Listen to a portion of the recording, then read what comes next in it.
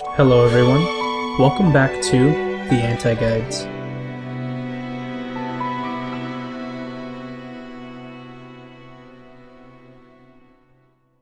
In this series, we'll be discussing how to beat specific characters rather than how to play them. This episode is about Cloud.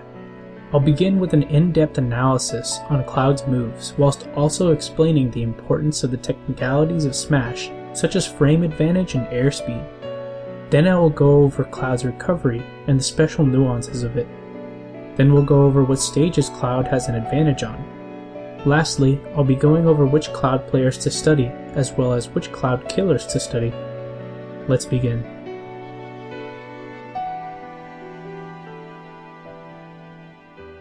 Cloud has some of the best frame data in the game. Combine this with his boost from his special ability, Limit. Cloud has significant advantages in terms of speed and mobility. Cloud has a bunch of moves with large hitboxes. The most significant ones the player has to respect are back air and up air. If we closely examine the hitboxes and frame data on Cloud's moves, we can see that most of them are safe on shield. Down air auto cancels from a full hop and is very useful when trying to get back on stage. Most of Cloud's moves have frame advantage. If a Cloud player were to take the initiative and back air the player's shield at a reasonable distance, it is almost completely unfavorable for the shielded player to commit to punishing Cloud for that.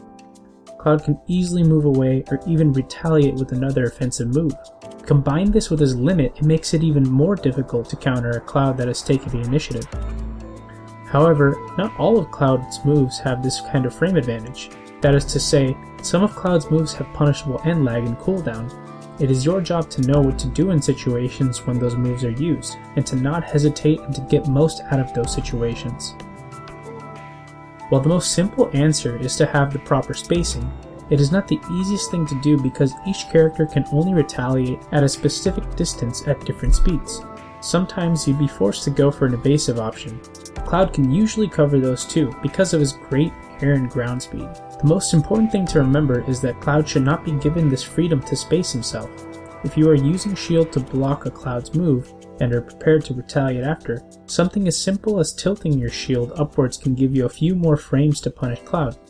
As long as you pay attention to your percentage, you can make a decision on whether the risk you're taking is worth the reward. You don't have to overcomplicate your thought process all the time. Something as simple as holding your shield because Cloud can't get any throw combos at higher percents might be more favorable than trying to fight a Cloud that's ready to back air you.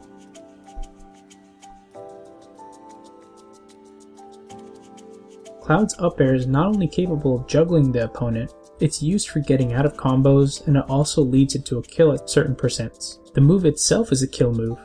When Cloud is juggling the opponent with up airs, it is important to not air dodge if you are not at a distance to land with a retaliating aerial. Even then, it is probably risky because the character you are using may not have a move that has enough priority or speed. Cloud will usually just resume his up air strings and hit you for more percent. The most simple thing to be said here is to jump away, but the complex part is how do you get back into the neutral. We know Cloud has amazing ground and airspeed, and even better with limit. So how do you get back into neutral against a character that won't let you? The answer is similar to the last one, about frame advantage. Weigh out your options. It might be in your best interest to simply go for a trade, or powerhouse through till the Cloud is forced to use a defensive option. Rather than hurting yourself by trying to go through a wall, why not damage the wall while you're at it? Eventually that wall will break.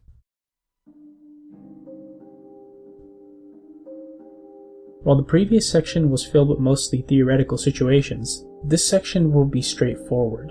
Cloud is weakest offstage. Cloud's up special has two parts. The first part can immediately clip to the ledge. This is his safest method of getting onto the stage. He cannot immediately grab the ledge when recovering low.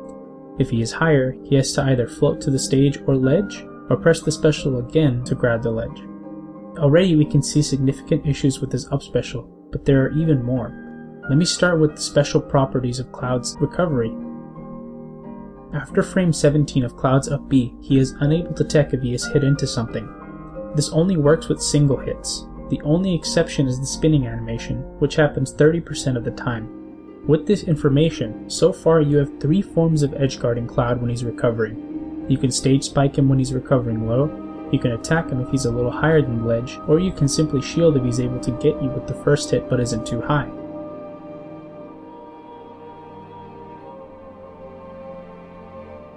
The last scenario is if Cloud's forced to recover very high and commits to using the second part of his upbeat to grab the ledge from above.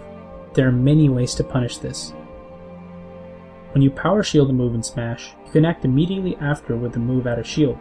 When Cloud is coming down towards the ledge, if you power shield, you can usually use your fastest move and either knock Cloud far enough away to where you will simply fall to his death, or force him to recover low and punish him with your normal options. With these in mind, take advantage of Cloud off stage. Know how far Cloud's moves hit and practice your options when Cloud is recovering. He cannot come back.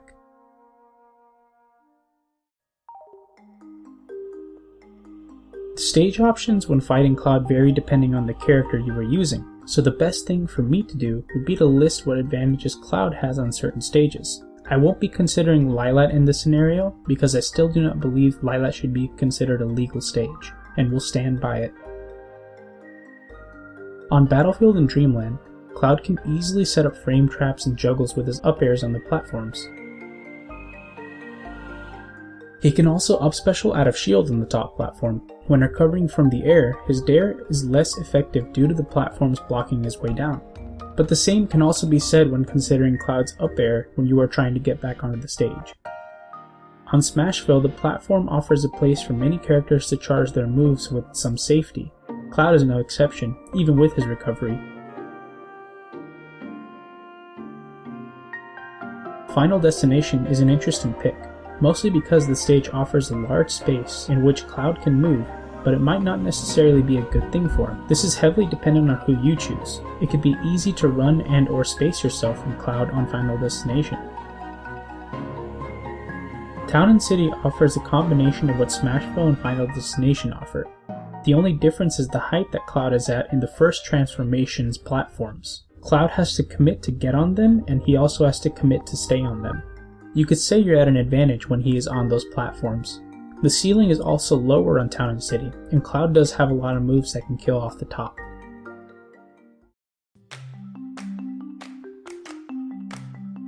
When looking at players to watch, the three I believe are the most intuitive with Cloud are Tweak, Komori Kiri, and Salt1. Each offer different playstyles, but when pushed into a corner they use similar options. The most interesting part is seeing which Cloud takes initiative, and how they do that.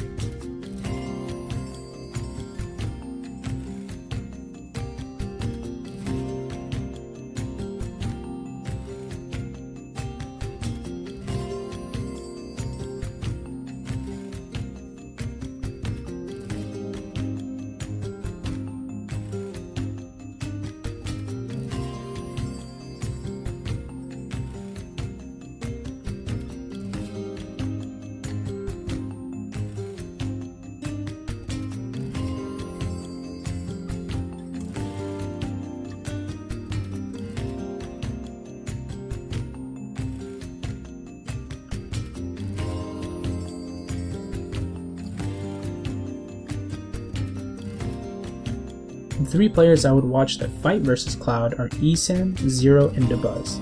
Esam has always been proficient at edgeguarding, but against Cloud specifically he notes their general habits and punishes them for it. Zero's play is solid. He shows that while Cloud can be a wall, Zero will never let that wall stand up in the first place. Dabuz is an interesting choice. He is often at a disadvantage, but with his extensive knowledge and research, he commits himself to an option that he knows has high reward and low risk. Examining all these players can give one a very good idea of what you should do versus Cloud.